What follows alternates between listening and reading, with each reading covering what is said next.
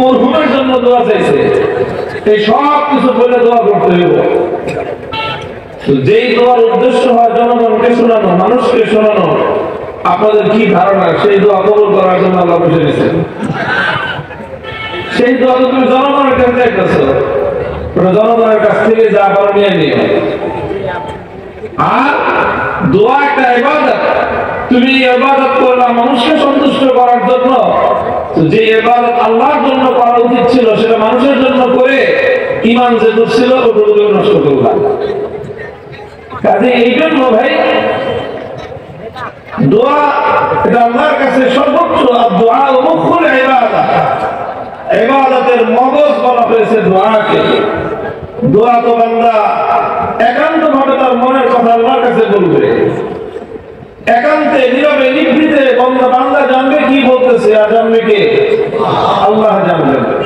আলহামদুলিল্লাহ, এরকম অসংখ্য দোয়া মুসলমানরা একে অপরের জন্য করেন। তো কোন মুসলমানের জন্য যখন অপর মুসলমান তার অনুপস্থিতিতে আল্লাহর কাছে দোয়া করে, তো সেই দোয়া আল্লাহ পাক রব্বুল আলামিন কবুল করেন বলে আল্লাহ নিশ্চিত করেছেন, কনফার্ম করেছেন।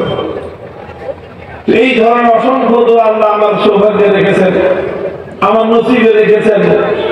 এই দোয়ার বরকত আমি এখন দুনিয়াতেও উপভোগ করতেছি। আর আপনারা দোয়া করেন যেন এই দোয়াকে পুঁজি করে আমি আশা করি যে আখিরাতেও ইনশাআল্লাহ আল্লাহ পাক রব্বুল আলামিনের কাছ থেকে আমি মাগফিরাত এবং ক্ষমা লাভ করব, এবং ইনশাআল্লাহ আল্লাহর কাছ থেকে আখিরাতেও এর বিনিময় এবং পুরস্কার পাবো ইনশাআল্লাহ। আমি আপনাদের সকলের জন্য দোয়া করি। আমি যখন জেলখানায় ছিলাম, তো কষ্ট তো অনেক কিছু আছে, আবার জেলখানায় কিছু ভালো জিনিসও ছিল। তো মনে করেন কোরআনে পাকের অনেক তেলাওয়াতের সৌভাগ্য আমার হইতো। আল্লাহ হাফেজ বানাইছেন, এটা আল্লাহ পাকের একটা বড় নিয়ামত। এই যে হাফেজে কোরআনের মাথায় পাগড়ি দিলাম, এর অনেক বড় সৌভাগ্যবান যে তাদের বুকের মধ্যে কোরআনে পাকের 30 পারা হিফজ আছে। তো আমরা এই কোরআনে পাক হিফজ করার সৌভাগ্য আমি পেয়েছি। তো কোরআন যেহেতু মুখস্থ আছে জেলখানায় অবসর সময়, তো এই সময়ের বড় একটা অংশ আলহামদুলিল্লাহ কোরআনের তেলাওয়াতের মধ্যে নামাজরত অবস্থায় কাটতো। এতে একদিকে সময়টাও ভালো কাটতো। আর আশা করি আল্লাহ পাক রব্বুল আলামিন এই মজলুম অবস্থায় নামাজে দাঁড়িয়ে আল্লাহ কোরআনের এই তেলাওয়াতের পরিপূর্ণ সওয়াব এবং বিনিময় আমাকে দান করবেন। তো এই অনেক খতম আমি পড়েছি শুধুমাত্র যারা সারা দুনিয়া জুড়ে আমার জন্য দোয়া করতেছে, আমার জন্য নেক আমল করতেছে। কেউ কোরআন তেলাওয়াত করতেছে, কেউ রোজা রাখতেছে, কেউ দান খয়রাত করতেছে, কেউ তাওয়াফ করতেছে। এই সকল নাম না জানা মা বোনদের জন্য, ভাইদের জন্য আমি এরকম অনেকগুলো খতম করে আল্লাহর কাছে বলছি যে আল্লাহ, অসংখ্য মানুষ, এদের কাছে কাছে গিয়ে তো আমি শুধু শুকরিয়া আদায় করার সুযোগ আমার নাই। আমি তোমার কাছে কোরআন তেলাওয়াত করে হাদিয়া পাঠিয়ে দিলাম, তুমি তাদের প্রত্যেকের আমল নামায় সওয়াবগুলো পৌঁছে দিও।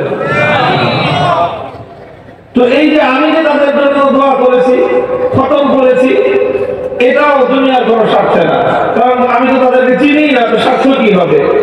তারাও যে আমার জন্য দোয়া করেছে দুনিয়ার কোনো স্বার্থে না। আমাদের পারস্পরিক এই দোয়াটা একজনের জন্য আরেকজনের হয়েছে শুধুমাত্র আল্লাহর জন্য। ইনশাআল্লাহ এই দোয়া আল্লাহর পক্ষ থেকে কবুল হওয়ার নিশ্চয়তা রয়েছে। তো এই জন্য আপনি যখন চান যে আপনার জন্য অন্য কেউ আপনার অনুপস্থিতিতে, আপনার অজান্তে অন্য কেউ আপনার জন্য দোয়া করুক, তো আপনিও অন্যের জন্য দোয়া করবেন। আপনি এমন কাজ করবেন যে কাজের জন্য আপনার অবর্তমানে মানুষ আপনার অনুপস্থিতিতে দোয়া করে, সেই দোয়াটা আপনার আল্লাহর নিকট অনেক বেশি মূল্যবান। আল্লাহ পাক কবুল করেন। আমি ওই সকল, বিশেষ করে মা বোনরা সবচেয়ে বেশি এই নেক কাজটা করেছেন, আমাকে এই উপকারটা করেছেন। এই জন্য আমি তাদের কৃতজ্ঞতা জীবনে কোনোদিন আদায় করতে শেষ করতে পারবো না। আমি শুধু চেষ্টা করবো যে তারা যে উদ্দেশ্যে দোয়া করেছেন, তাদের উদ্দেশ্য একটাই, আমার কণ্ঠ যেন হকের উচ্চারণে কুণ্ঠিত না হয়। সবার উদ্দেশ্য একটাই যে আমি যেন হকের কথাগুলো বলে যাই, আমি যেন কোনো বাতিলের সামনে, কোনো অন্যায়ের সামনে যেন মাথা নত না করি। আমি জানি যে এটাই তাদের প্রত্যাশা, অন্য কোনো কিছু না।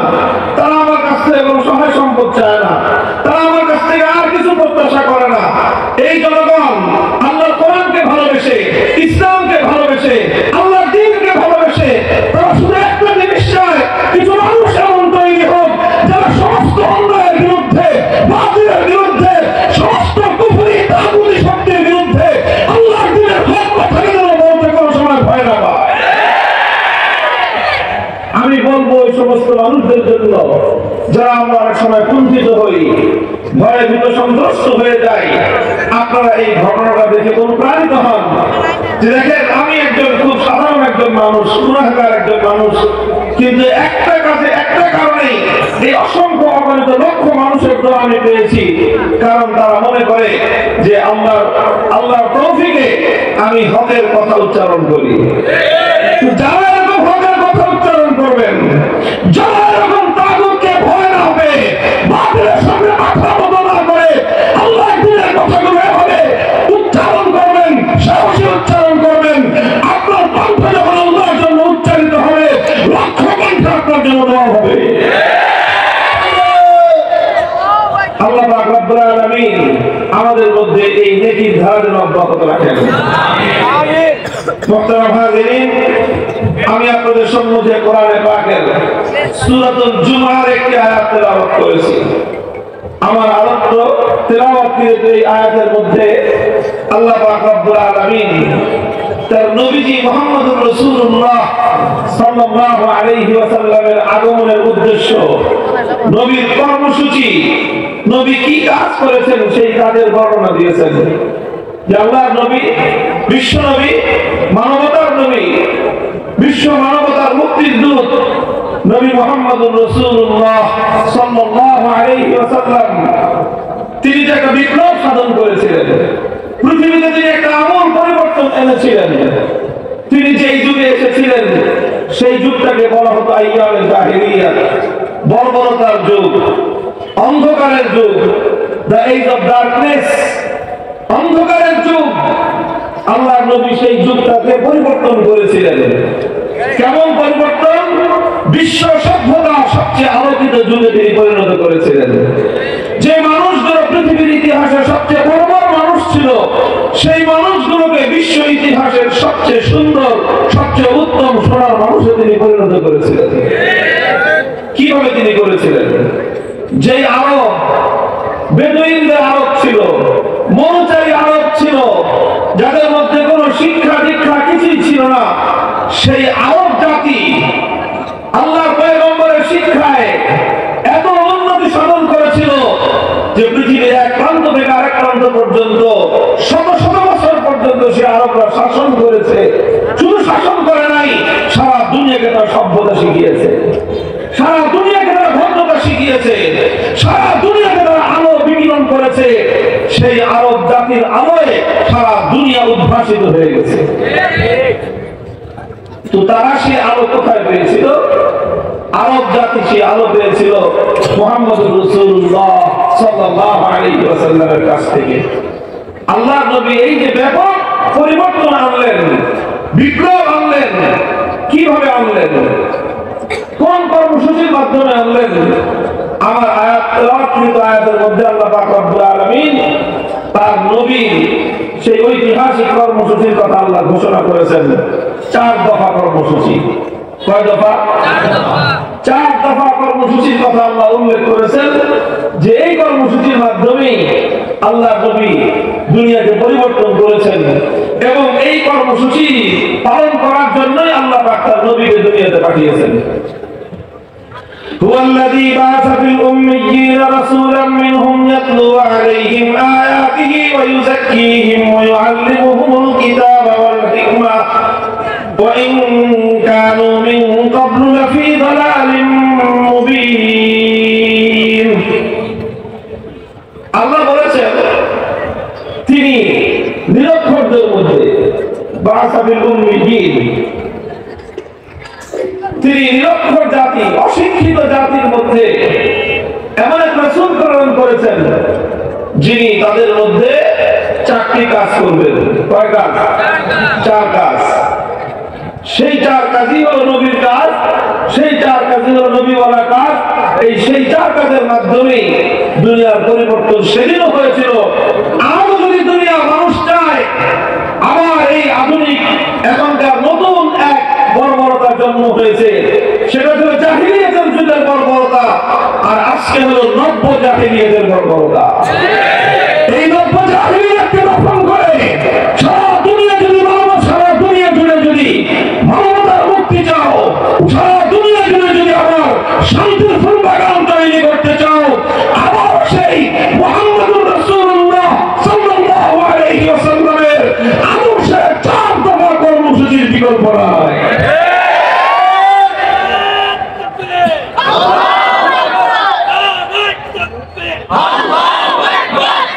নবী করিম সাল্লাল্লাহু আলাইহি ওয়াসাল্লামের এই 4 কর্মসূচির 4টার মূল কেন্দ্রবিন্দু হলো একটা পয়েন্ট, আর সেই পয়েন্টের নাম হলো কিতাবুল্লাহ তথা কোরআনে পাক। কোরআনে কারীম আল্লাহ পাক রব্বুল আলামিন মানবতার মুক্তির জন্য, দুনিয়ার মানব জাতির দুনিয়া এবং আখিরাতের কামিয়াবি সফলতার উন্নতির জন্য আল্লাহ যে কোরআন নাযিল করেছেন, যে কিতাব নাযিল করেছেন, আল্লাহ পাক রব্বুল আলামিন সেই কিতাবকে কেন্দ্র করে তার নবীকে পাঠিয়েছেন। আর তার সেই নবী নবুয়তের 23টা বছর পর্যন্ত পৃথিবীতে আর কিছুই করেন নাই, শুধুমাত্র আল্লাহর কিতাবকে দুনিয়াতে বাস্তবায়ন করেছেন। আল্লাহর কোরআনকে কেন্দ্র করে বিশ্বনবী মুহাম্মদুর রাসূলুল্লাহ সাল্লাল্লাহু আলাইহি ওয়াসাল্লাম 4টা কাজ করেছেন। আর এই 4 কাজের মাধ্যমে দুনিয়াতে এই অসাধ্য সাধন হয়েছে। দুনিয়ার বর্বর মানুষগুলো সোনার মানুষে পরিণত হয়েছে, জাহিলিয়াতের যুগ আলোর যুগে পরিণত হয়েছে। কয় কাজ? এক নম্বর কাজ হলো ইয়াতলু আলাইহিম আয়াতিহি। আল্লাহ বলতেছেন, আল্লাহ পাক রব্বুল আলামিন উম্মি জাতির মধ্যে, নিরক্ষর জাতির মধ্যে রাসূল প্রেরণ করেছেন। তাদের মধ্য থেকে এমন এক রাসূল যার প্রথম কাজ হলো ইয়াতলু আলাইহিম আয়াতিহি, তিনি উম্মতের সামনে, আল্লাহর বান্দাদের সামনে আল্লাহর কিতাবের আয়াতগুলো তেলাওয়াত করে শোনাবেন। আল্লাহর কিতাব কোরআনের তেলাওয়াত, এটা হলো আল্লাহর পয়গম্বরের সবচেয়ে বুনিয়াদী কর্মসূচি, প্রথম কাজ আল্লাহর কোরআনের তেলাওয়াত করা। দোস্ত, কোরআনের তেলাওয়াত মামুলি কোনো জিনিস না, কোরআনে পাকের তেলাওয়াত সাধারণ কোনো জিনিস না, বরং কোরআনে পাকের তেলাওয়াত হলো সেই মহামূল্যবান, সেই প্রভাবশালী কর্মসূচি যেটা বাস্তবায়ন করার জন্য আল্লাহ পাক রব্বুল আলামিন তার সর্বশ্রেষ্ঠ রাসূলকে পাঠিয়েছেন। এই জন্য রাসূলের প্রথম কাজ হলো ইয়াতলু আলাইহিম আয়াতিহি, তিনি আল্লাহর কোরআন তেলাওয়াত করে শোনাবেন। সুতরাং কোরআন তেলাওয়াত করে শোনানো এটাই হলো আল্লাহর পয়গম্বরের সর্বপ্রথম এবং সবচেয়ে গুরুত্বপূর্ণ কাজ, সবচেয়ে গুরুত্বপূর্ণ কর্মসূচি। মুহতারাম হাজিরিন, কোরআনের তেলাওয়াত শোনানোর জন্য আল্লাহ পাক রব্বুল আলামিন তার সর্বশ্রেষ্ঠ রাসূলকে প্রেরণ করলেন। কোরআনের তেলাওয়াত এটা হলো একটা স্বয়ং সম্পন্ন কর্মসূচি, স্বয়ং সম্পন্ন কর্মসূচি। কোরআনের অর্থ বুঝলো কি বুঝলো না সেটা পরের বিষয়। একজন মানুষ আল্লাহর কোরআনের ব্যাখ্যা বুঝলো কি বুঝলো না, মর্ম বুঝলো কি বুঝলো না সেটা পরের বিষয়। তার আগের বিষয় হলো শুধু কোরআনের তেলাওয়াত। কোরআনের তেলাওয়াত অনেকে মনে করে যে কোরআনের তেলাওয়াত এটা কোরআন না বুঝে শুধু মুখে মুখে তেলাওয়াত করলে লাভ কি। আবার অনেকে এর চেয়ে মারাত্মক একটা শব্দ প্রয়োগ করে, ভয়ঙ্কর একটা কথা বলে ফেলে অনেকে না বুঝে, যে তোতা পাখির মতো খালি কোরআন পড়ে লাভ কি। না বুঝলে এরকম অনেকের মধ্যে চিন্তা আছে। এটা ভয়ঙ্কর, বিপজ্জনক, বিভ্রান্ত একটা চিন্তা। তারা দুনিয়ার অন্যান্য কিতাবের সাথে কোরআনে পাককে এক কাতারে শামিল করে দিল। তারা মনে করছে পৃথিবীর অন্য কোন গ্রন্থ না বুঝে পড়লে লাভ নাই, অন্য কোন সাবজেক্ট না বুঝে পড়লে লাভ নাই। আপনি যদি সাহিত্যের বই না বুঝে পড়েন লাভ হবে না, আপনি যদি দর্শনের বই না বুঝে পড়েন দর্শন শিখতে পারবে না। পারবেন না। আপনি যদি বিজ্ঞানের বই না বুঝে পড়েন লাভ হবে না, বিজ্ঞান শিখতে পারবেন না। আপনি যদি মেডিকেল সায়েন্সের বই না বুঝে পড়েন ডাক্তার হতে পারবেন না, কোনো ফায়দা হবে না, কোনো উপকার হবে না। আপনি যদি কবিতার বই না বুঝে পড়েন কাব্যের মর্ম বুঝবেন না। আপনি যদি গল্পের বই না বুঝে পড়েন গল্পের স্বাদ আপনি পাবেন না। উপন্যাসের বই আপনি যদি না বুঝে পড়েন উপন্যাসের গল্পটা বুঝবেন না। দুনিয়ার সব বই না বুঝে পড়লে কোন লাভ নাই। একটা কোরআন পৃথিবীর একমাত্র গ্রন্থ আল কোরআনুল কারীম, যেটা বুঝে পড়লেও লাভ আছে, না বুঝে পড়লেও সেটা লাভ আছে।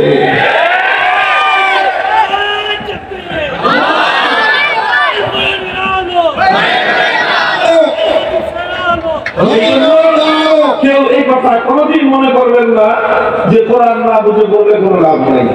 এটা চরম বিভ্রান্তি, চরম এটা একটা গোমরাহি। কোরআনকে আপনি বাকি অন্য কোন কিতাবের সঙ্গে মিলানো, কারণ কোরআনের মধ্যে আল্লাহ পাক এমন একটা অ্যাকশন রেখেছেন, এমন একটা প্রভাব রেখেছেন যে কোরআনের আওয়াজ, কোরআনের তেলাওয়াতের আওয়াজ যখন মানুষের কর্ণকুহরে প্রবেশ করে তখন সেই আওয়াজ গিয়ে মানুষের হৃদয়ের বদ্ধ দুয়ারে করা লাগে। যদি কারি আব্দুল বাসেতকে আপনাদের এখানে বসায় দেই, আপনি যদি তেলাওয়াত করতে থাকেন একটা শব্দের মর্ম বুঝবেন না, ঘন্টার পর ঘন্টা কোরআন তেলাওয়াত করতে থাকবে, এই তেলাওয়াতের দ্বারাই লক্ষ মানুষের হেদায়েত হয়ে যায়। কোরআনের পাকের তেলাওয়াতের মধ্যে এমন প্রভাব আল্লাহ পাক রব্বুল আলামিন রেখেছেন। বিশ্বনবী মুহাম্মদুর রাসূলুল্লাহ সাল্লাল্লাহু আলাইহি ওয়াসাল্লাম সেই মক্কার জাহিলিয়াতের দুর্ভেদ্য প্রাচীরের উপর সর্বপ্রথম যে আঘাত এনেছিলেন, যে আঘাতের মাধ্যমে জাহিলিয়াতের সেই শক্ত দেয়াল নড়ে উঠেছিল, কেঁপে উঠেছিল, যে আঘাতের মাধ্যমে জাহিলিয়াতের সেই দুর্ভিক্ষ প্রাচীর প্রকম্পিত হয়েছিল, তার সর্বপ্রথম আঘাতটা আল্লাহর পয়গম্বর মুহাম্মদুর রাসূলুল্লাহ সাল্লাল্লাহু আলাইহি ওয়াসাল্লাম করেছিলেন আল্লাহ পাকের কোরআনের তেলাওয়াতের মাধ্যমে। দেখেন হাদিসের কিতাবগুলোর মধ্যে বর্ণিত হয়, তারিখের কিতাব, ইতিহাসের কিতাবে, সিয়ারুস সাহাবা, সাহাবীদের জীবনী গ্রন্থগুলোতে লেখা হয় হযরত আবু বকর রাদিয়াল্লাহু আনহুর একটা ঘটনা। হযরত আবু বকর একবার তিনি মক্কা ছেড়ে চলে যাচ্ছেন, মক্কায় আর থাকবেন না, মক্কার মানুষের দুর্ব্যবহারে মক্কা ছেড়ে তিনি চলে যাচ্ছেন। রাস্তায় একজন মানুষের সঙ্গে দেখা, নাম হলো তার ইবনুদ দাদিনা।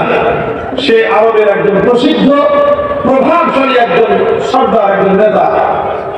রাস্তায় দেখা, আবু বকর কোথায় যাও? না মক্কা থাকবো না, চলে যাচ্ছি ভাই। কেন কেন? মক্কা ছেড়ে তুমি কোথায় যাও?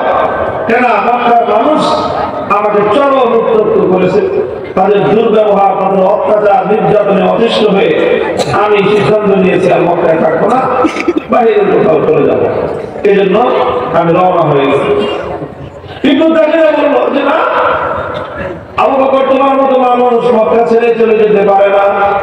তুমি যদি মক্কা ছেড়ে চলে যাও, এটা মক্কাবাসীর জন্য কলঙ্ক হয়ে দাঁড়াবে। গোটা আরব জুড়ে তাদের বদনাম ছড়িয়ে পড়বে যে মক্কার মানুষ হলো দুষ্ট। মক্কার মানুষের অসদাচরণে আবু বকরের মতো সোনার মানুষ, মোমের মতো নরম মানুষ, সে পর্যন্ত মক্কায় থাকতে পারলো না, টিকতে পারলো না। এটা মক্কার জন্য বদনাম, এটা কুরাইশের জন্য কলঙ্ক। সুতরাং ইবনুদ দাদিনা বলল, আবু বকর মক্কা ছেড়ে চলে যাওয়া তোমার পক্ষে সমীচীন হবে না, তুমি চলো, দেখি কে তোমাকে বিরক্ত করে, কে তোমার উপর জুলুম করে, কে তোমাকে উত্তপ্ত করে।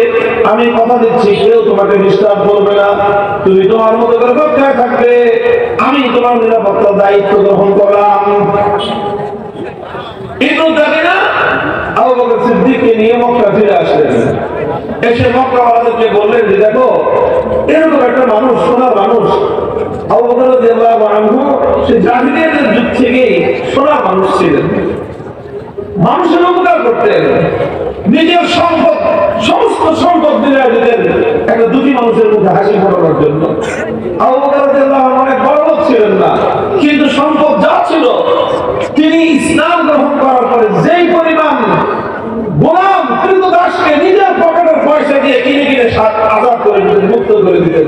যা একটা মানুষ, আরেকজন ক্রীতদাস থাকবা, আমার কাছে সম্পদ আছে, আমার সম্পদ আপত্তি দিয়ে তোমাকে কিনলাম, কিনে মুক্ত করে দিলাম। অসংখ্য সাহাবায়ে কেরামকে আবু বকর রাদিয়াল্লাহু আনহু নিজের উপার্জিত সম্পদ দিয়ে কিনে আজাদ করে দিয়েছেন। এরকম পরোপকারী মানুষ ছিলেন। দীর্ঘদারীরা বললো যে দেখো, এরকম একটা মানুষ যদি মক্কা ছেড়ে চলে যায়, তোমাদের জন্য একটা চরম দুর্নাম ও বদনামের কারণ হবে। কাজেই আমি আবু বকরের নিরাপত্তার দায়িত্ব দিচ্ছি, আবু বকর মক্কায় থাকবে, তোমরা কেউ তাকে ডিস্টার্ব করবে না। মক্কার লোকেরা বলল ঠিক আছে, আপনি যখন দায়িত্ব নিলেন আবু বকর মক্কায় থাক, কিন্তু একটা শর্ত মেনে থাকতে হবে। কি শর্ত? শর্তটা হলে যে আবু বকর মক্কায় থাকবে, আমরা তাকে কোনো ডিস্টার্ব করবো না। এমনকি সে আমাদের বাপদাদার ধর্ম ত্যাগ করে মুহাম্মদের ধর্ম গ্রহণ করেছে সাল্লাল্লাহু আলাইহি ওয়াসাল্লাম, এটাতেও আমরা আপত্তি করব না। সে মুহাম্মদের ধর্ম প্রচার করে, এটাতেও আমরা আপত্তি করব না।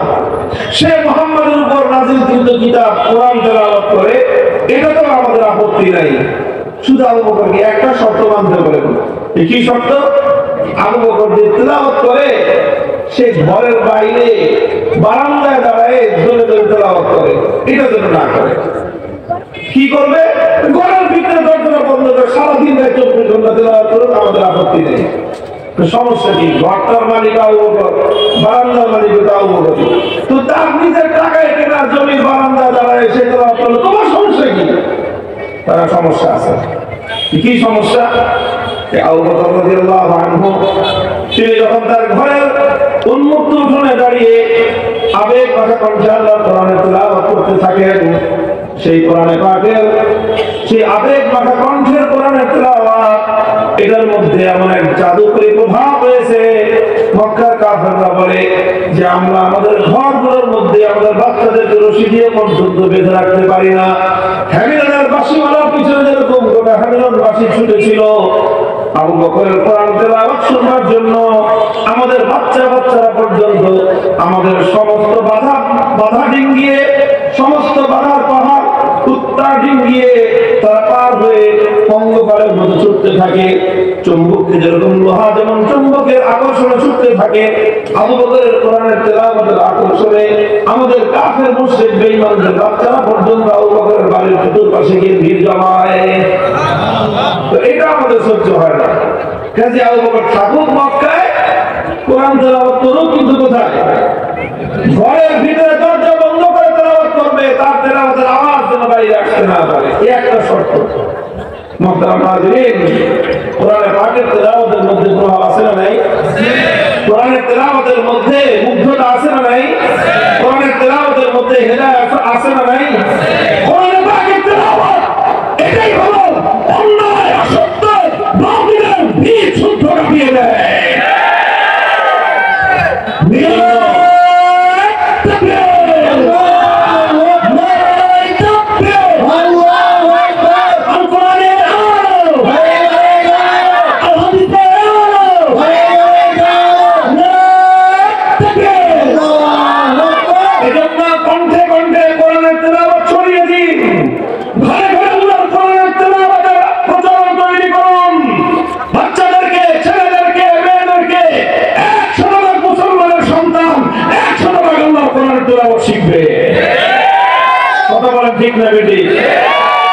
আগের যুগে শিখি নাই, মুরব্বীরা শিখেন নাই, নিজেরা বঞ্চিত হয়েছেন।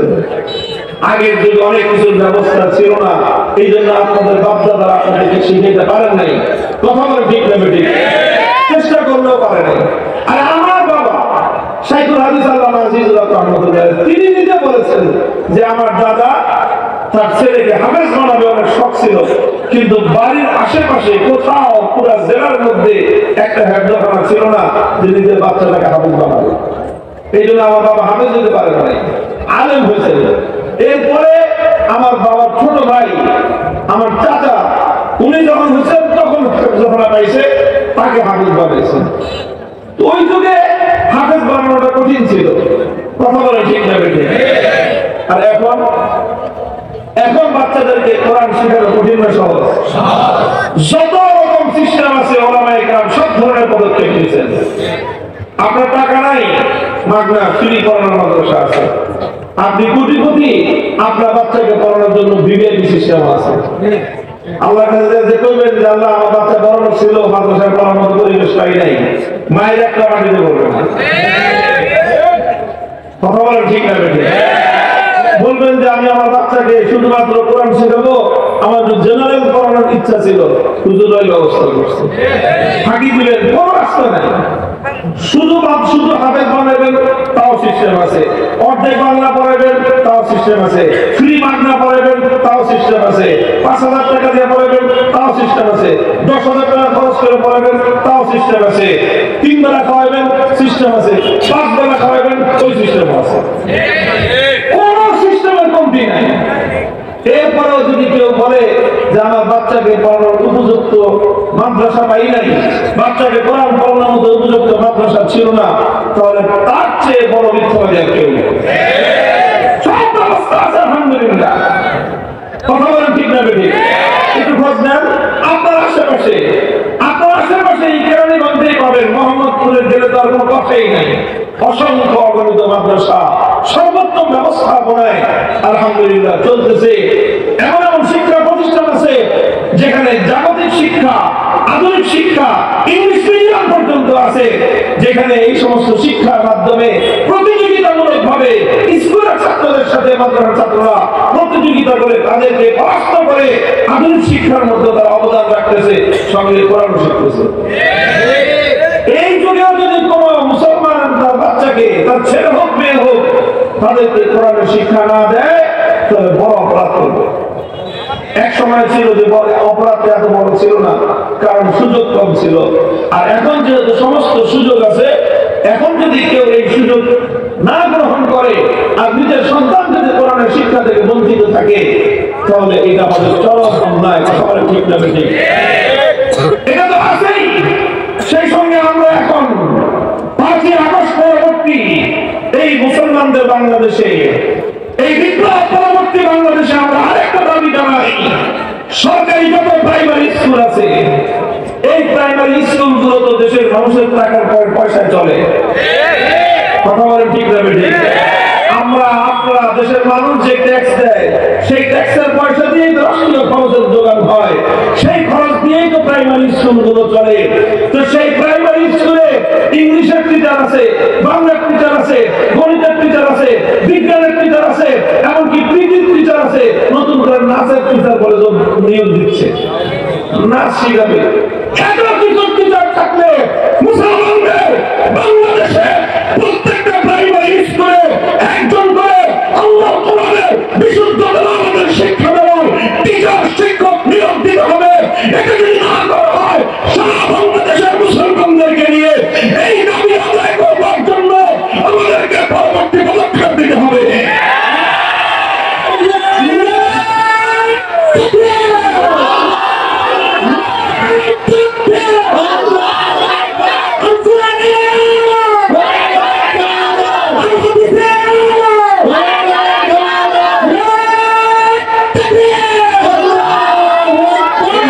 সবাই তার তার জায়গা থেকে ভূমিকা রাখবেন। অনেকে স্কুলের শিক্ষা প্রতিষ্ঠানের সঙ্গে জড়িত আছেন, কেউ শিক্ষক, কেউ শিক্ষিকা, কেউ আছেন ম্যানেজিং কমিটিতে, কেউ আছেন মন্ত্রণালয়ে চাকরি করেন, সরকারি চাকরি করেন, এলাকাবাসী, কেউ জনপ্রতিনিধি। এত কিছু আমরা করি, এলাকার উন্নয়ন করি, রাস্তা বানাই, ঘাট বানাই, সারা দেশে ব্রিজ কালভার্ট বানায় ভরে ফেলি, বিদ্যুৎ নাই, কুটি দেই, বিদ্যুৎ দেই, এত কিছু করি। কিন্তু মুসলমানের সন্তানকে আমি কোরআনের শিক্ষা থেকে বঞ্চিত করলাম, সবচেয়ে বড় ক্ষতিটা আমি তা করলাম। মুহতারাম হাজিরিন, এই জন্য বলছিলাম ইয়াতলু আলাইহিম আয়াতিহি, আল্লাহ পয়গম্বর বিশ্বনবী মুহাম্মদুর রাসূলুল্লাহ সাল্লাল্লাহু আলাইহি ওয়াসাল্লামের সর্বপ্রথম সবচেয়ে বুনিয়াদি কর্মসূচি ছিল মানুষের কানে কানে আল্লাহর কোরআনের তেলাওয়াতের আওয়াজ পৌঁছে দাও। মানুষের ঘরে ঘরে কোরআন মুদ্রিত হোক। বিশেষ করে মেয়েদেরকে আপনারা কোরআন শেখাবেন। খবরদার এই ভুল কেউ করবেন না। মেয়েদেরকে অনেকে আল্লাহর কোরআন শিক্ষা দিতে কুণ্ঠাবোধ করে, কোরআন শিক্ষা দিতে চায় না। এর চেয়ে বোকামি আর কিছু হতে পারে না। একটা মেয়ে ঘরে থাকে, প্রায় প্রতিটা সময় 24টা ঘন্টা সে ঘরে থাকে। যেই নারীরা ঘরে থাকে তারা ইবাদত গুজার হয়। যদি আল্লাহর কোরআনের সুন্দর সে তেলাওয়াত শিখতে পারে, তাহলে আপনার ঘরটা 24 ঘন্টা আল্লাহর কোরআনের তেলাওয়াতের দ্বারা আবাদ হয়ে থাকবে। মেয়েদেরকে হাফেজ বানাবেন। আমার 8টা বোন, আমার 8 বোনের মধ্যে 6 বোন হাফেজ। আবার এক এক বোনের ঘরে 8 জন 9 জন 10 জন করে হাফেজ আছে।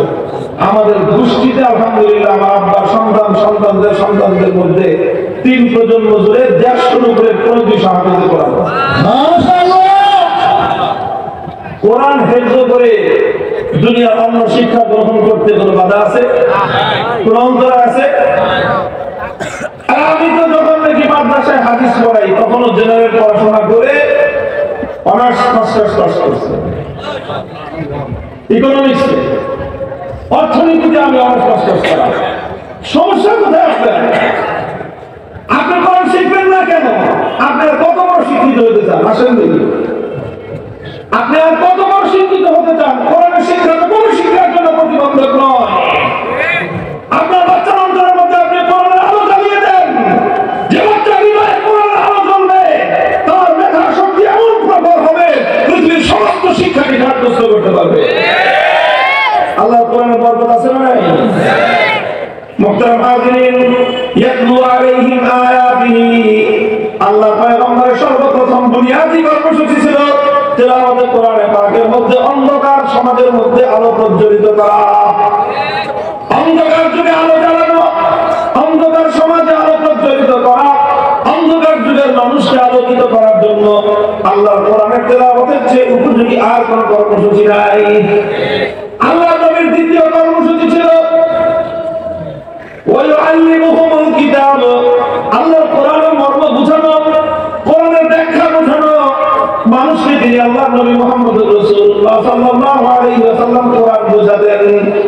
কোরআনের তেলাওয়াত করা প্রথম কর্মসূচি, কোরআনের মর্ম বোঝানো, কোরআনের ব্যাখ্যা বোঝানো, কোরআনের পাকের তাফসীর বোঝানো, এটা ছিল রাসূলুল্লাহ সাল্লাল্লাহু আলাইহি ওয়াসাল্লামের 2 নম্বর কর্মসূচি। এই জন্য সারা দুনিয়ার প্রতিটি উম্মতকে বোঝানোর চেষ্টা করতে হবে, কোরআনের মর্ম বোঝানোর চেষ্টা করতে হবে, তাফসীরের দার্সের মাধ্যমে কোরআন বোঝানোর চেষ্টা করতে হবে। তাফসীর গ্রন্থগুলো লিপিবদ্ধ আছে, হাক্কানি উলামায়ে কেরাম আল্লাহর কোরআনের অনেক তাফসীর লিখেছেন।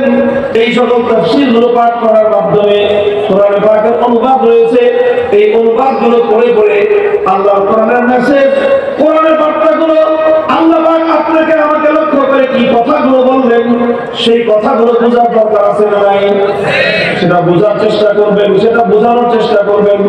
ওয়ায়ুআল্লিমুহুমুল কিতাব, আল্লাহর পয়গম্বরের 2 নম্বর কর্মসূচি হলো মানুষকে কোরআন বোঝানো। মুহতারাম হাজিরিন, আল্লাহর পয়গম্বরের 3 নম্বর কর্মসূচি হলো ওয়ায়ুআল্লিমুহুমুল কিতাব ওয়াল হিকমা, তালিমে হিকমত। তালিমে হিকমত বলা হয় কোরআনের শুধু মর্ম বুঝালেই অনেক সময় মানুষ পরিপূর্ণ বুঝে উঠতে পারবে না। শুধুমাত্র ব্যাখ্যা শুনেই কোরআন পূর্ণ বোঝা যায় না, বরং কোরআনের পাক এমন একটা কিতাব, কোরআন এমন একটা গ্রন্থ যেটা শুধুমাত্র থিওরিটিক্যাল এক্সপ্লেনেশনের মাধ্যমেই কোরআনকে পরিপূর্ণ বোঝা যায় না, বরং থিওরিটিক্যাল এক্সপ্লেনেশনের সাথে সাথে আল্লাহর কোরআনের প্র্যাকটিক্যাল এক্সপ্লেনেশনের প্রয়োজন হয়। অর্থাৎ প্র্যাকটিক্যাল বাস্তব নমুনা না দেখানো পর্যন্ত আল্লাহর কোরআনের অনেক আয়াতের মর্ম উম্মতের পক্ষে বোঝা সম্ভব না। দেখেন, যারা স্কুল কলেজে পড়াশোনা করেছেন তারা খুব ভালো বুঝবেন যে অনেক সাবজেক্ট আছে এটা প্র্যাকটিক্যাল না করলে সাবজেক্টটা বোঝা যায় না। কথা বলা ঠিক না বেঠিক? এই জন্য বিজ্ঞানের স্কুল, যে সমস্ত স্কুলে বিজ্ঞানের শাখা আছে সেই সমস্ত স্কুলে যে সমস্ত মনে করেন এই যে পদার্থ বিজ্ঞান, কেমিস্ট্রি আছে, কেমিস্ট্রি যারা পড়ে কেমিস্ট্রির সমস্ত গুণাগুণগুলো বুঝতে হলে প্র্যাকটিক্যাল করা দরকার আছে না নাই? মেডিকেল সায়েন্সে যারা পড়ে, মেডিকেল সায়েন্সে শুধুমাত্র টিচারদের কাছে লেকচার শুনে শুনে কোনো মানুষ ডাক্তার হতে পারবে না, কোনোদিন না। বরং লেকচার যেটা শুনবে, বইয়ে যেটা পড়বে সেটা প্র্যাকটিক্যাল করতে হয়। প্র্যাকটিক্যাল না করা পর্যন্ত কোনো মানুষ, কোনো স্টুডেন্ট, কোনো ছাত্র যত মেধাবী হোক না কেন, শুধুমাত্র থিওরি পড়ে, লেকচার শুনে, বই পড়ে কোনো মানুষ ডাক্তার হয়ে গেছে এই কথা যদি বলে তাহলে পশ্চিম আকাশের সূর্য ওঠা সম্ভব, প্র্যাকটিক্যাল না পড়ে ডাক্তার হওয়া সম্ভব না। কথা বলে ঠিক না ঠিক? মেডিকেল সাবজেক্টটা যেরকম প্র্যাকটিক্যাল সাবজেক্ট, কোরআনে পাকে এরকম একটা প্র্যাকটিক্যাল কিতাব। এই কোরআন পরিপূর্ণ বুঝতে হলে শুধু এক থিওরিটিক্যাল ব্যাখ্যা বুঝতে হয় না, শুধু একটা তাফসীর শুনলেই হয় না, বরং কোরআনের প্র্যাকটিক্যাল বাস্তব নমুনা দেখতে হয়। অনেক জায়গায় এমন আছে। এই জন্য রাসূল সাল্লাল্লাহু আলাইহি ওয়াসাল্লামের 3 নম্বর কর্মসূচি ছিল মানব জাতিকে আল্লাহর কোরআনের প্র্যাকটিক্যাল দেখানো। তালিমে হিকমত হলো এটাই যে কোরআনে যা কিছু বলেছে সেটা তিনি প্র্যাকটিক্যাল বাস্তবায়ন করে দেখিয়ে দিয়েছেন। যেরকম কোরআনে পাকের মধ্যে নামাজ কায়েম করতে বলা হয়েছে, নামাজের আয়াত রয়েছে, নামাজ আদায় করতে বলা হয়েছে, যাকাত আদায় করতে বলা হয়েছে। নবীজি এটা শুধু ওয়াজ করে দায়িত্ব কান্ত করেন নাই, বরং আল্লাহর নবী নিজে মিম্বারের উপর দাঁড়িয়ে 2 রাকাত নামাজ আদায় করেছেন। আর উম্মতকে বলেছেন সাল্লু কামা রাআইতুমুনি উসাল্লি, আমাকে তোমরা যেভাবে নামাজ পড়তে দেখলা, আমাকে দেখে দেখে তোমরা উম্মত নামাজ শিখো, আমার দেখানো পদ্ধতি অনুযায়ী তোমরা নামাজ পড়বা। শুধু আমি যেভাবে বলেছি সেভাবে নামাজ পড়ো, এটা আল্লাহর নবী বলেন নাই। আমার কাছ থেকে যেভাবে শুনেছো সেভাবে নামাজ পড়ো, এটাও বলেন নাই, বরং বলেছেন তোমরা আমাকে যেভাবে নামাজ পড়তে দেখেছো প্র্যাকটিক্যাল দেখে নামাজ শিখো। আজও পর্যন্ত আল্লাহ নবী সেই নামাজের প্র্যাকটিক্যাল তালিমের মাধ্যমে মুসলমানের সন্তানরা নামাজ শিখে। কথা বলে ঠিক না বেশি? মুসলমানের সন্তানরা প্র্যাকটিক্যাল দেখে নামাজ শিখে। শুধুমাত্র মুখে মুখে মুখস্থ নামাজ শিখাইলে কোন মানুষ ভালো করে রুকু সিজদা করতে পারত না। মুহতারাম হাজিরিন, এটা হলো 3 নম্বর দায়িত্ব আল্লাহর পয়গম্বরের, যে কোরআনকে প্র্যাকটিক্যাল দেখানো। শুধু ইবাদতের ক্ষেত্রে নয়, বরং আল্লাহর কোরআনে পাকে অসংখ্য আয়াত এমন রয়েছে যে আয়াতগুলো বাস্তবায়ন করে উম্মতকে দেখিয়ে দিয়েছেন যে কিভাবে আল্লাহর কোরআনের এক একটা আয়াত বাস্তবায়ন করতে হয়। কোরআনে পাকের মধ্যে অনেক শাস্তির বিধান রয়েছে, কোরআনে পাকের মধ্যে বিচার ব্যবস্থার আয়াত রয়েছে, কোরআনে পাকের মধ্যে রাষ্ট্র পরিচালনার আয়াত রয়েছে, কোরআনে পাকের মধ্যে যুদ্ধের আয়াত রয়েছে। প্রত্যেকটা আয়াত আল্লাহর পয়গম্বর প্র্যাকটিক্যাল উম্মতকে দেখিয়ে দেখিয়ে শিক্ষা দিয়েছেন। মুহতারাম হাজিরিন, আল্লাহ নবী যেদিন মক্কা বিজয় করলেন, মক্কা বিজয় করার দিন মক্কায় একটা অপরাধ সংঘটিত হলো। কি অপরাধ? চুরি হলো। চুরি যে করেছে শনাক্ত হয়ে গেল, ধরা পড়ে গেল। একজন মহিলা মানুষ চুরি করেছে, নাম হলো তার ফাতেমা। সে বনু মখজুম গোত্রের মহিলা, ফাতেমা মখজুমিয়া। বনু মখজুম হলো আল্লাহর নবীর দাদির গোষ্ঠী, নবীজির দাদির গোষ্ঠী, অর্থাৎ নবীজির বাবার মামার বাড়ি। সেই গোষ্ঠীর মেয়ে এখন তার চুরি করে ধরা পড়েছে। এখন তো কোরআনের বিধান, চুরির বিধান হাত কেটে দাও, এখন সেই বনু মখজুম নবীর আত্মীয় স্বজন তারা সকলেই টেনশনে পড়ে গেল যে এখন যদি কোরআনের বিধান বাস্তবায়ন হয় মেয়েটার হাত কেটে দেওয়া হবে। আর একটা মেয়ের হাত কাটা মানে শুধু হাত কাটা নয়, পুরো বংশের নাক কাটা যাবে, পুরো বংশের মান সম্মান ধুলে মিশে যাবে। কারণ মানুষ জানবে যে এই বংশের মেয়ে মানুষ চুরি করছে। তো তারা সকলেই উসামা আল্লাহর নবীর সম্পর্কে নাতি, খুব আদরের পাত্র, তাকে দিয়ে বলল তোমার দাদাকে একটু ম্যানেজ করো না, এত ভিড়টা করো যাতে তার হাতটা না কাটা হয়। উসামা আসলেন আল্লাহ নবীর কাছে। নবী জিজ্ঞাসা করলেন, ইয়া রাসূলুল্লাহ, একটা মেয়ে চুরি করে ধরা পড়েছে। মেয়েটা একটু সম্ভ্রান্ত বংশের একটা ফ্যামিলির, সে আপনার নিজের আত্মীয়, আপনার সঙ্গে তার ব্লাড কানেকশন আছে, কারণ সে আপনার দাদির গোষ্ঠীর মেয়ে। কাজে মেয়েটা যদি হাত কাটা হয় তো মক্কাবাসীর কুরাইশ বংশের সম্মান তো যায়, আপনার সাথেও সম্মান যায়, আপনার সম্মানও যায়। কাজে তার হাতটা কোনোভাবে না কাইটা এটাকে কোনো সিস্টেম করা যায় কিনা একটু দেখেন। এই কথা বলতে দেরি আল্লাহর নবী ক্ষিপ্ত হয়ে উঠলেন, উসামাকে চরম ধমক দিলেন, বললেন উসামা, তোমার এত বড় দুঃসাহস, আল্লাহর কোরআনের আয়াত বাস্তবায়ন হবে, আল্লাহর বিধান জমিনে কায়েম হবে, একজন অপরাধীর উপর তার উপরে কোরআনের বিধান বাস্তবায়ন হবে আল্লাহর হুকুম, তুমি সেটা বাধা দেওয়ার জন্য তদবির করতে আসছো, খবরদার তোমাকে আর কোনোদিন যেন এই ধরনের তদবির বাণিজ্য আমি না দেখি। আল্লাহ নবী তাকে ধমক দিলেন। নবীজি বুঝলেন উসামা যদিও একা বলতে এসেছে, কিন্তু দোষটা তার একার না, আসলে সে ছোট মানুষ, অন্যরা ফুসলে আমার কাছে পাঠিয়েছে, অন্যরা আসার সাহস পায় না, এই জন্য উসামাকে পাঠিয়েছে আমার কাছে।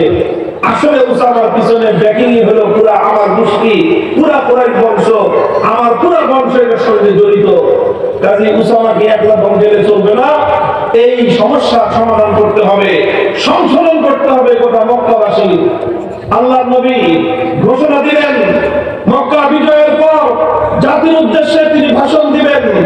ফালাম্মা কানা আশিয়্যু ক্বালা রাসূলুল্লাহ সাল্লাল্লাহু আলাইহি ওয়াসাল্লাম, আসরের নামাজের পরে আমার নবী বাইতুল্লাহর সামনে দাঁড়িয়ে গেলেন। বাইতুল্লাহ চত্বরে, কাবা চত্বরে গোটা মক্কাবাসী জড়ো হয়ে আছেন। আল্লাহ নবী তাদেরকে লক্ষ্য করে বললেন যে দেখো, ইন্নামা হালাকা মান কানা ক্বাবলাকুম ইযা সারাকা ফীহিমুদ দাঈফ আকামু আলাইহিল হাদ ওয়া ইযা সারাকা ফীহিমুশ শরীফ তারাকুহু। আল্লাহ পাক রব্বুল আলামিন পৃথিবীর বহু মানুষকে, অনেক জাতিকে ধ্বংস করে দিয়েছেন। তাদের অপরাধ একটাই ছিল, কি অপরাধ? যখন তাদের মধ্যে কোন শক্তিশালী মানুষ, পাওয়ারফুল মানুষ, প্রভাবশালী মানুষ যখন অন্যায় করত, অপরাধ করত, তখন সেই পাওয়ারফুল মানুষের উপর শাস্তি প্রয়োগ করত না। যখন কোন শিল্পপতি, যখন কোন রাজনৈতিক নেতা, কোন মন্ত্রী, মিনিস্টার, কোন এমপি, চেয়ারম্যান, এমপি খালু, এই জাতীয় প্রভাবশালী মানুষ, শিল্পপতি, টাকাওয়ালা, সম্ভ্রান্ত মানুষ, প্রভাবশালী মানুষ, এই জাতীয় মানুষ যখন অন্যায় করত, তখন তারা সিস্টেম করে তাকে যে কোনো ভাবে বাঁচায় নিত। আর ওই একই অপরাধ যখন দুর্বল মানুষ করত, একই অপরাধ যখন গরিব মানুষ, মেহনতি মানুষ, খেটে খাওয়া মানুষ, রিকশাওয়ালা, ভ্যান গাড়ি চালক, ঠেলা গাড়িওয়ালা, নৌকার মাঝি, কৃষক, শ্রমিক, মজদুর, এই শ্রেণীর দুর্বল দরিদ্র মানুষরা যখন সেই একই অপরাধ কোনো কারণে করে বসছে, তখন সবাই মিলে বলে যে অপরাধী ধরা পড়েছে, এবার তার উপরে আইনের শাসন 100 ভাগের জায়গায় 200 ভাগ বাস্তবায়ন করো। দুর্বল পাইলে আইনের শাসন, বিরোধী মতের লোকজন ধরলে আইনের শাসন, আর নিজের অপরাধ ধরা পড়লে তখন আস্তে করে তাকে পার করে দেওয়া। এই যে একই আইন, একই বিচার, অন্যের জন্য অন্য একরকম, নিজের লোকের জন্য একরকম, বিরোধী মতের জন্য একরকম, নিজের দলের লোকজনের জন্য এক বিচার, অন্য দলের লোকজনের জন্য এক বিচার, দরিদ্রের জন্য এক বিচার, বড়লোকের জন্য আরেক বিচার, দুর্বলের জন্য এক বিচার, সবার জন্য আরেক বিচার। এইভাবে আল্লাহ পয়গম্বর বলেন, যখনই আল্লাহর এই জমিনে বিচারের মধ্যে বৈষম্য তৈরি করা হয়েছে, এই বৈষম্য এমন এক অপরাধ, বিচারের মধ্যে বৈষম্য করা এমন এক অপরাধ, এই অপরাধ যারা করেছে আল্লাহ পাক রব্বুল আলামিন পৃথিবীর সেই সমস্ত জাতিগুলোকে ধ্বংস করে দিয়েছেন। আল্লাহ, তোমরা যাও, আমি আল্লাহর নবী হয়ে শুধুমাত্র আমার বংশ পরিচয়ের কারণে, সম্ভ্রান্ত হওয়ার কারণে, আমার ব্লাড কানেকশনের কারণে অপরাধ প্রমাণিত হওয়ার পরেও আমি তার বিচার করব না। তোমরা আমার কাছ থেকে সেই বিচার চাও, কোশ্চেন কারো নয়। শুনে রেখো, মেয়েটার নাম ফাতেমা, সে আমার দাদির বংশের মেয়ে। আল্লাহ নবীর উপরে কসম খেয়ে বললেন, লাউ আন্না ফাতিমা বিনত মুহাম্মাদিন সারাকাত লাকাতাত ইয়াদাহা, আজকে আমার দাদির গোষ্ঠীর মেয়ে ফাতেমা, আমার ব্লাড কানেকশনের মেয়ে ফাতেমা না হয়ে যদি স্বয়ং আমি নবী মুহাম্মদুর রাসূলুল্লাহ কলিজার টুকরা কন্যা ফাতেমা যদি আজকে চুরি করে ধরা পড়তো, খোদার কসম খেয়ে বলি আমি তার হাত কাটতে এতটুকু দ্বিধা করতাম না। মুহতারাম হাজিরিন, আমরা যারা মনে করি যে ইসলাম হলো শুধুমাত্র মিলাদ শরীফ, বুখারী শরীফ, মুসলিম শরীফ, মিলাদ শরীফ, মুনাজাত শরীফ, খতম শরীফ, মওলুদ শরীফ, দুরূদ শরীফ, এই সব শরীফের নামে হলো শুধু ইসলাম, আমরা ইসলাম সম্পর্কে ভুল ধারণা আছে। ইসলাম যেরকম জানাজা শরীফ আর মিলাদ শরীফ আর খতম শরীফ, এগুলো ইসলামের খুব ক্ষুদ্র জিনিস। ইসলাম দুনিয়াতে এসেছে আল্লাহ জমিনে ইনসাফ কায়েম করার জন্য আল্লাহ পাক সমস্ত নবী রাসূলদেরকে পাঠিয়েছেন। সূরাতুল হাদীদ তেলাওয়াত করেন, আল্লাহ নিজে বলেছেন লাকাদ আরসালনা রুসুলানা বিল বায়িনাত ওয়া আনজালনা মাআহুমুল কিতাবা ওয়াল মিজান লিয়াকুমা আন-নাসু বিল কিসতি। আল্লাহ বলেন আমি কোরআন নাযিল করেছি, রাসূল পাঠিয়েছি, উদ্দেশ্য হলো দুনিয়াতে ইনসাফ কায়েম করা, ন্যায় বিচার প্রতিষ্ঠা করা। আমরা এই ন্যায় বিচারের কথা বললে, ইনসাফের কথা বললে অনেকে মনে করে রাজনীতির কথা বলতেছেন। না, ন্যায় বিচারের কথা বলা রাজনীতি না, শুধু রাজনীতি না, এটাই কোরআনের রাজনীতি, এটাই ইসলামের রাজনীতি, এটাই আল্লাহর কোরআনের বার্তা, এটাই ইসলামের মূল মেসেজ। এই মেসেজ যদি বলা না যায় তাহলে কোরআনের কথা বলে লাভ নাই। মুহতারাম হাজিরিন, ইনসাফ বেইনসাফি সমাজের রঙে রঙে ঢুকে পড়েছে, ঘরে ঘরে বেইনসাফি। বাবারা সন্তানদের মধ্যে বেইনসাফি করে, ছেলে মেয়েদের মধ্যে বৈষম্য করে, নানা ধরনের বেইনসাফি আর বৈষম্য। এই বৈষম্যের দেওয়াল ভেঙে গুঁড়িয়ে দিতে হবে।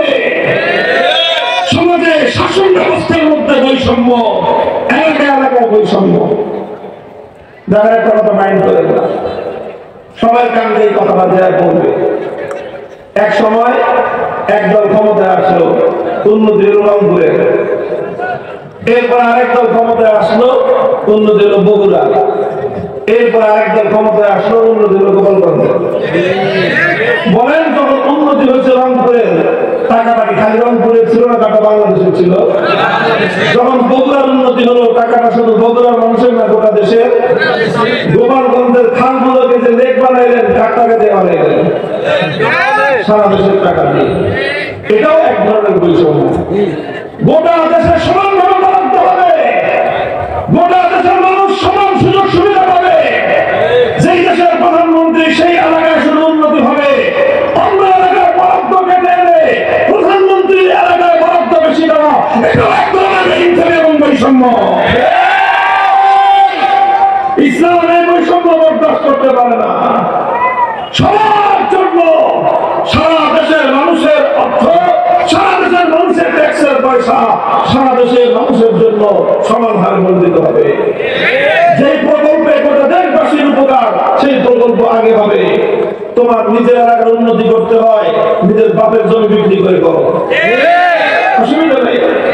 তোমার বাপের টাকা দিয়ে তুমি তোমার এলাকার গ্রামে গ্রামে সোনাদের রাস্তা বানিয়ে দাও। শুধু নদী না, খালের উপর দিয়েও তুমি ব্রিজ বানাবে, অসুবিধা নেই। তোমার বাপের টাকা দিয়ে করো। আর দেশের টাকা দিয়ে যদি করতে চাও, দেখো সারা দেশে কোথায় কোথায় কতটুকু দরকার সমানভাবে বন্টন করো। এটা ইসলামের বিধান। আপনারা তো ইসলামকে পরিপূর্ণভাবে দেখতে চান না, দুঃখ এই জায়গাটায়। মানুষ চায় না, মানুষ ইসলামকে পরিপূর্ণভাবে দেখতে চায় না। আমরা আপনাদের শেখুল হাদিস রহমতুল্লাহ আলাইহি বলতেন একটা আফসোস করে একটা কথা বলতেন যে, দেখেন রসগোল্লার খালি ওয়াজ করলাম, বুঝলেন নাই? রসগোল্লা ছিলেন না? আচ্ছা, রসগোল্লার ওয়াজ করা হলো 2 ঘন্টা। রসগোল্লা কাকে বলা হয়, রসগোল্লা কেমনে বানানো হয়, রসগোল্লা দেখতে কেমন, রসগোল্লা খাইতে কেমন, 2 ঘন্টা ওয়াজ করলে রসগোল্লার মজা কতটুকু বুঝবেন? বুঝেন নাই? সবচেয়ে বড় বক্তারে দিয়ে রসগোল্লার ওয়াজ করে গেলাম 2 ঘন্টা। আর রসগোল্লার উপরে আমি প্রবন্ধ দেখলাম, রচনা দেখলাম, রসগোল্লা কাকে বলা হয়, এটা বানানোর পদ্ধতি কি, রসগোল্লা বানানোর উত্তম উত্তম কারিগর বাংলাদেশের কোথায় কোথায় আছেন, খাঁটি গরুর দুধ কোথায় পাওয়া যায় এবং সেই দুধ দিয়ে প্রিয় রসগোল্লা কোথায় বানানো হয়, সব বললাম। মজা পাবেন কতটুকু? রসগোল্লার ওয়াজ শুনে কোনদিন রসগোল্লার স্বাদ পাওয়া যায়? কথা বলেন ঠিক না? এত ওয়াজের দরকার নাই। আমাদের বাজারে গিয়ে 20 টাকা দিয়ে রসগোল্লা একটা কিনে খা, তুই কিন্তু 2 ঘন্টা ওয়াজ শুনতে হবে না, রসগোল্লার মজা এমনি বুঝলাম। আরে ভাই, যেটা খাওয়ার জিনিস সেটা ওয়াজ শুনে কি বের করবে? তুই ইসলাম তো প্র্যাকটিক্যাল বাস্তবায়নের জিনিস। সমাজে আল্লাহর কোরআন বাস্তবায়ন করো, রাষ্ট্রে আল্লাহর দ্বীনকে বিজয়ী করো, বিচার ব্যবস্থায় কোরআনী শাসন কায়েম করো, ঘরে ঘরে শান্তির ফুলবাগান ফুটবে।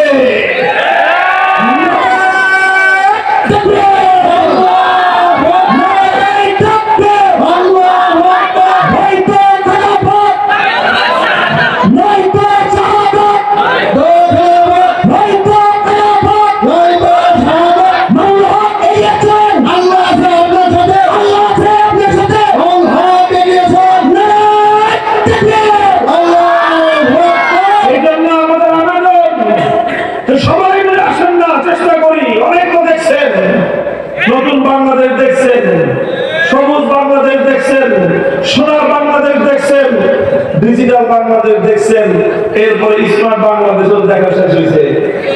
এবার আসেন না 18 কোটি মানুষ মিলে একবার ইসলামের বাংলাদেশ দেখি, বাংলাদেশ করি। ইসলাম ছাড়া, আল কোরআন ছাড়া মুসলমানদেরকে পরিপূর্ণ শান্তি, মুক্তি, নিরাপত্তা কেউ দিতে পারবে না। গ্যারান্টি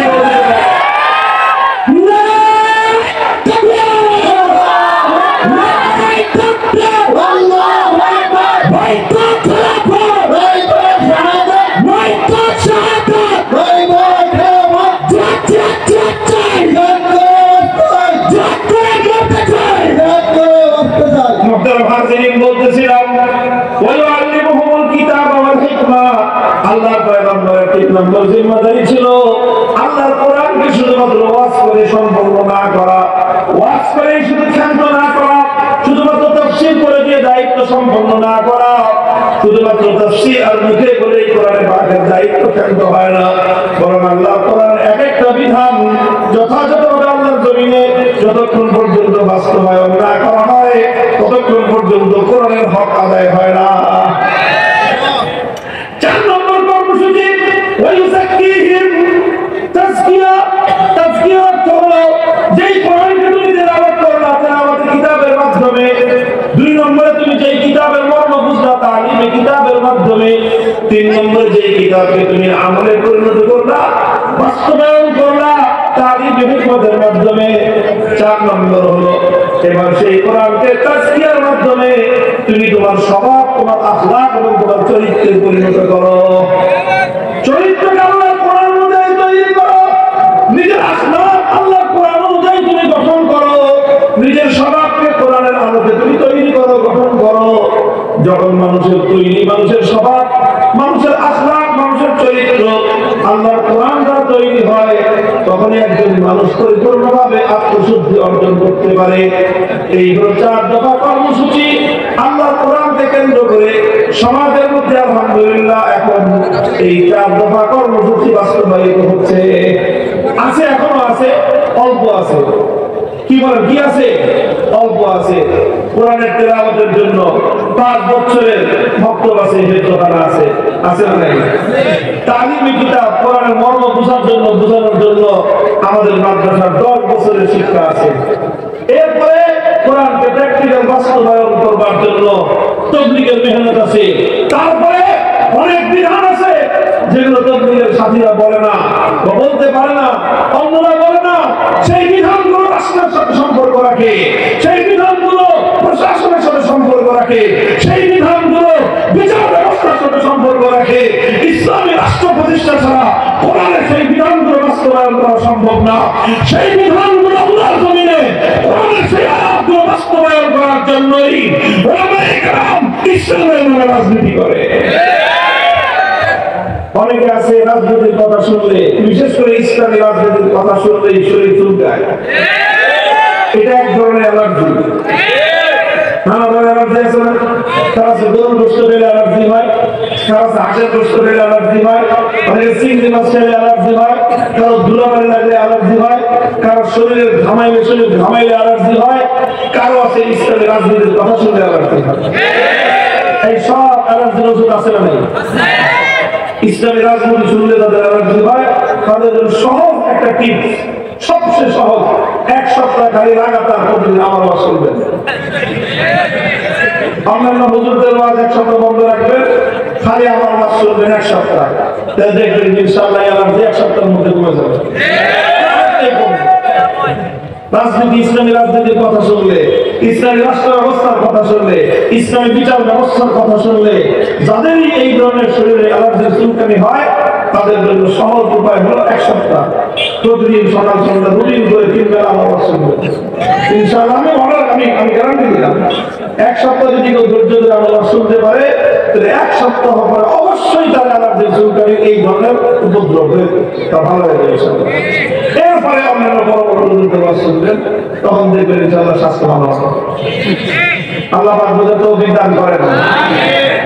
আমি আপনাদের মেহমান না, আমি আপনাদের এলাকাবাসী।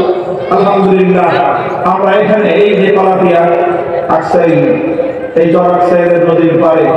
আলহামদুলিল্লাহ আমরা এমন এক ঘোষণা দিয়ে ফেলছি, প্রথমে তো বুঝে দিই নেই যে ঘোষণা কত বড় দিলাম।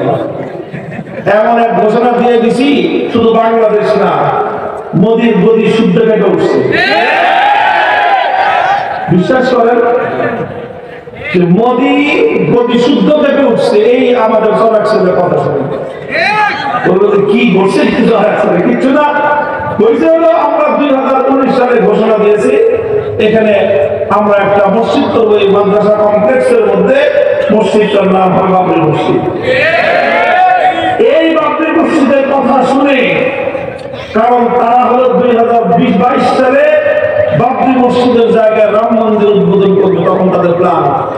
চিন্তা করলো 22 সালে আমরা যে রাম মন্দির নির্মাণ করবো, এই বাবরি মসজিদ যখন ভাঙছে তখন এই মামুনুল হকের বা মৌলানা আজিজুল হক সাহেবুল হাদিস তুমি একদম লম্বা ছিল 1993 সালে বাবরি মসজিদ পুনর্নির্মাণের লক্ষ্যে সেই ঢাকা থেকে দুরাইতুল মোকাররম থেকে যশোরের ঝিগরগাছা পর্যন্ত সীমান্ত এলাকার কাছাকাছি সেই পর্যন্ত লং মার্চের কাফেলা গিয়ে ভারত সহ সারা পৃথিবীতে কম্পন তৈরি হয়েছিল।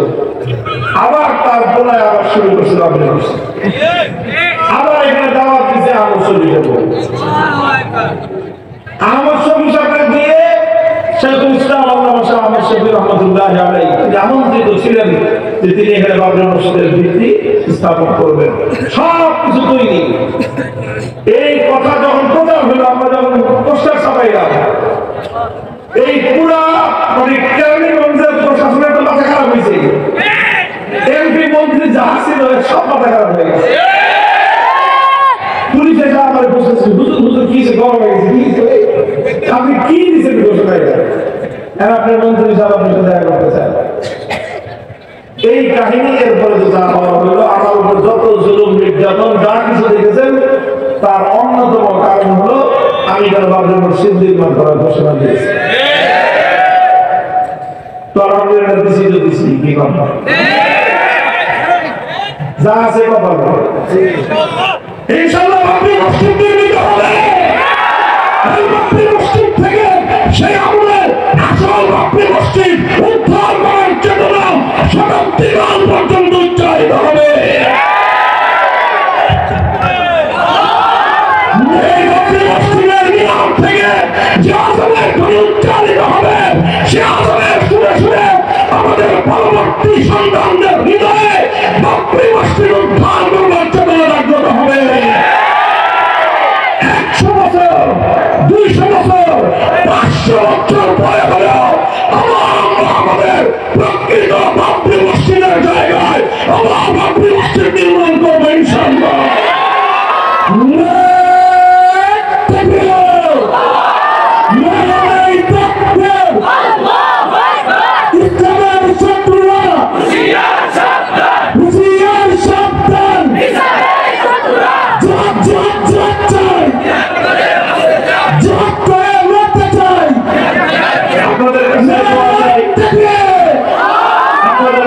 দোয়া চাই, সহযোগিতা চাই। আমরা ইনশাআল্লাহ বাবরি মসজিদ হবে, এই বিশাল এখানে প্রতিষ্ঠান হবে, এটা আমি কান্দে করে আমার বাড়িতে নিয়ে যেতে পারি, বরং ভাই পারলে আমার বাড়ি নিয়ে আসবে। কি বলেন? কাজেই এই এলাকার প্রত্যেকটা মানুষের জন্য দায়িত্ব এবং কর্তব্য হলো এই কাজের সাথে অংশগ্রহণ করা। এখানে কিছু এখনো পর্যন্ত আমরা পরিপূর্ণ সমস্ত বিষয়গুলো সুসম্পন্ন করতে পারি নাই। সারা দুনিয়ার যেখানেই যাই সেখানে এখানে জিজ্ঞাসা করতে বাবরি মসজিদ কত লোক হয়েছে, আর আমি তো বলতে পারি না জায়গাটা, যেই জায়গাটা আমরা বাবরি মসজিদের নকশা করছি সেই জায়গাটা এখনো পর্যন্ত আমরা পরিপূর্ণভাবে নিতে পারি না। কারণ আমার পুরো জায়গায় একটা নকশা আছে, এটা ম্যাপ তো করছি যে এখানে মানুষের ভবন হবে, মসজিদের যে জায়গাটা। এখন আমি জানি না এই এলাকার মুরব্বী যারা আছেন আপনাদের কোনো দায়িত্ব পড়ে কিনা, এটাতে যদি না পড়ে তা কিছু বলবেন না। আর যদি আপনাদের কিছু দায়িত্ব হয় তাহলে আপনারা নিজেরা খোঁজ খবর নিয়ে দেখেন তো কেন এখনো পর্যন্ত বাবরি মসজিদের কাজ শুরু করতে পারলাম না। আপনারা সবাই চেষ্টা করবেন, দোয়া করবেন। বলেন আমি কি বেশি বললাম কথা? তো অন্যায় কথা বলছি ভাবছি যদি অন্যায় বলে থাকি, যে আমরা সুন্দরভাবে কারো কোনো ক্ষতি না হয়, কেউ যেন বঞ্চিত না হয়। ইনশাআল্লাহ ঐতিহাসিক প্রতিষ্ঠান করার ঘোষণা দিয়েছি। বাংলাদেশ না শুধু ভারত শুদ্ধ যে ঘোষণায় প্রকম্পিত হয়েছে সেই ঘোষণা বাস্তবায়ন করাটা এটা হবে আমাদের শুধু আপনাদের এলাকার জন্য না, গোটা বাংলাদেশের জন্য একটা অহংকার এবং গৌরবের বিষয়। সেটা আমরা করতে চাই অতি দ্রুত। সেটার কাজ শুরু করার জন্য আমরা প্রস্তুত। আপনাদের এলাকাবাসীর সহযোগিতা চাই, দোয়া চাই। বিশেষ করে আমার মা বোনেরা যারা নীরবে নিভৃতে আল্লাহর কাছে বলেন, তারা কোন মানুষকে শোনানোর জন্য বলেন না। আমাদের পুরুষ মানুষদের তো মানুষকে দেখানোর সময় একটা ভাবটা বেশি থাকে, মা বোনদের ইখলাস বেশি থাকে, তারা নীরবে আল্লাহর কাছে বলেন। কথা বলেন ঠিক না? যারা আমার ওয়াজ শুনলেন, কথা শুনলেন, সেই সমস্ত মা বোনদের কাছে আমার বিনীত অনুরোধ যে আপনারা বিশেষভাবে দোয়া করবেন, আর যতটুকু সম্ভব আপনারা সহযোগিতার হাত প্রসার করবেন। ইনশাআল্লাহ আপনাদের এলাকার এই মাদ্রাসা, এখানে আমাদের যে মাদ্রাসা মিঠাপুর মাদ্রাসার উদ্যোগে আজকে যে মাহফিল হলো, এই কলাতিয়া ইউনিয়নের সর্বস্তরের মানুষ, সবগুলো সমাজের মানুষ এটার সাথে সম্পৃক্ত। আলহামদুলিল্লাহ, এইভাবেই আমাদের এই কলাতিয়া ইউনিয়ন ইসলামের জন্য উর্বর একটা জায়গা হিসেবে সারা পৃথিবীতে সুনাম ছড়িয়ে পড়বে ইনশাআল্লাহ। আল্লাহ পাক রব্বুল আলামিন কবুল করেন, তৌফিক দান করেন। আল্লাহ কোরআনকে কেন্দ্র করে যে কথাগুলো বললাম আমিও যেন আমল করতে পারি। আল্লাহ পাক আমাদের সকল বিষয় অনুযায়ী পূর্ণাঙ্গভাবে আমল করার তৌফিক দান করেন। ওয়া আখিরু দাওয়ানা আলহামদুলিল্লাহি রাব্বিল আলামিন। সুবহানাল্লাহি ওয়া বিহামদিহি সুবহানাল্লাহিল আযীম। আল্লাহুম্মা সাল্লি আলা মুহাম্মাদ ওয়া আলা আলি মুহাম্মাদ কামা সাল্লাইতা আলা ইব্রাহিম ওয়া আলা আলি ইব্রাহিম ইন্নাকা হামিদুম মাজিদ। اللهم إني أسألك بأني أشهد أنك أنت الله لا إله إلا أنت الأحد الصمد الذي لم يلد ولم يولد ولم يكن له كفوا أحد يا حي يا قيوم برحمتك نستغيث أصلح لنا شأننا كله ولا تكلنا إلى أنفسنا طرفة عين إله العالمين رب العالمين আল্লাহ আমরা তোমার কিছু গুনাহগার বান্দা বান্দি রাত গভীর পর্যন্ত তোমার কোরআনের কথাগুলো আলোচনা করলাম। আল্লাহ তোমার রাসূলের পবিত্র জীবনীগুলো আলোচনা করলাম। ইলাহুল আলামিন, মানুষ হিসেবে ভুল ত্রুটি হয়ে থাকলে মাফ করে দাও। সহি কথাগুলোর উপরে আল্লাহ তুমি আমাদের সকলকে আমল করার তৌফিক দান করো। আল্লাহ কোরআনের আলোয় আমাদের প্রতিটি মুমিনের অন্তরকে আলোকিত করে দাও। আমাদের সন্তানগুলোকে আল্লাহ তুমি কোরআনের পথে পরিচালিত করো। আল্লাহ অভিভাবকদেরকে নিজেদের সন্তানদের কোরআন শিক্ষা দেওয়ার তৌফিক ইনায়াত ফরমাও। ইলাহুল আলামিন রব্বুল আলামিন, এই এলাকার উপর তোমার খাস রহমত নাযিল করো আল্লাহ। আল্লাহ এই এলাকার উপর তোমার বিশেষ রহমত নাযিল করো আল্লাহ। আল্লাহ ইলাহুল আলামিন, যত দিন ইদারা আছে মাদ্রাসাগুলো আছে আল্লাহ, সকল মাদ্রাসাগুলোকে, মসজিদগুলোকে, মাদ্রাসাগুলোকে তুমি হেফাজত করো আল্লাহ। আল্লাহ যা তোমার দ্বীনের সাহায্য করে, তোমার কোরআনের শিক্ষার সাহায্য করে মাবুদ, আল্লাহ তুমি তাদের সাহায্যকারী হয়ে যাও। আল্লাহ তুমি তাদের সমস্ত হাজাতকে গায়বের খাজানা থেকে পুরা করো আল্লাহ। তুমি তাদের বিপদ আপদ থেকে তুমি তাদেরকে হেফাজত করো আল্লাহ। ইলাহুল আলামিন রব্বুল আলামিন, এই বিধান মাদ্রাসা আল্লাহ, এই মাদ্রাসাকে তুমি তারাক্কি দান করো। তালিম তারবিয়ত তামিল মালিয়াত সব দিক থেকে উন্নতি দাও। আল্লাহ তোমার 250 ছোট ছোট বান্দাদেরকে আল্লাহ কোরআনের শিক্ষা দ্বারা শিক্ষিত করতেছে আল্লাহ, আরো বড় ব্যবস্থাপনা করা তুমি তৌফিক ইনায়াত করো আল্লাহ। ইলাহুল আলামিন, আমাদের মেয়েদেরকে আল্লাহ দুশমনরা ষড়যন্ত্র করে ইসলাম থেকে দূরে সরিয়ে দিতে চায় আল্লাহ, সেই সকল আগামী দিনের মা আজকের মেয়েদেরকে কোরআনের শিক্ষা শিক্ষিত করার মতো হিম্মত তৌফিক তুমি আল্লাহ আমাদের অভিভাবকদেরকে দান করো আল্লাহ।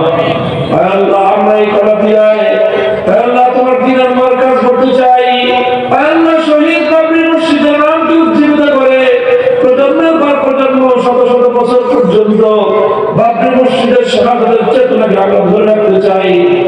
আল্লাহ দুনিয়া অনেক বড় শক্তি, এই জন্য আমাদের শত্রু হয়ে গেছে, কোন পরোয়া নাই। মানে তুমি যদি বন্ধু হও, সারা দুনিয়ার কোন শত্রুর পরোয়া আমাদের নাই আল্লাহ।